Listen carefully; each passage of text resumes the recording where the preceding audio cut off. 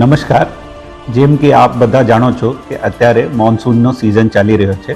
સાબરકાંઠા જિલ્લામાં વિશેષ રેડ એલર્ટની જોગવાઈ જાહેર કરવામાં આવી છે, જેમાં અમુક સ્થાનો અત્યંત ભારે વરસાદ સાથે સાથે વીજળી ચમકાવની પણ ઘટનાઓ બની શકે છે અને તેજ હવાઓ પણ ચાલી શકે છે. તો એ પરિસ્થિતિને માટે આપ બધાને મારા વિનંતી છે કે માત્ર સરકારી સૂચનાઓ પર વિશ્વાસ રાખવો, કોઈ અફવાઓથી ડરવાનું નથી.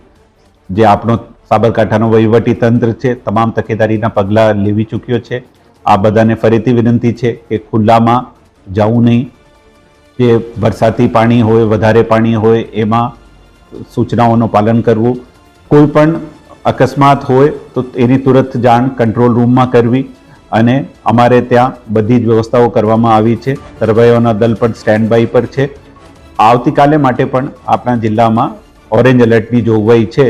તો આ બધાને ફરીથી વિનંતી રહેશે કે જરૂર વગર ઘરથી બહાર નહીં નીકળવું. એમાં પણ વિશેષ પરિસ્થિતિ, વિશેષ સંજોગોને ધ્યાને રાખીને જે વલ્નરેબલ પોપ્યુલેશન હોય, જેમ કે વિદ્યાર્થીઓ હોય, વડીલ હોય, એ લોકોને વિશેષ ધ્યાન રાખવું.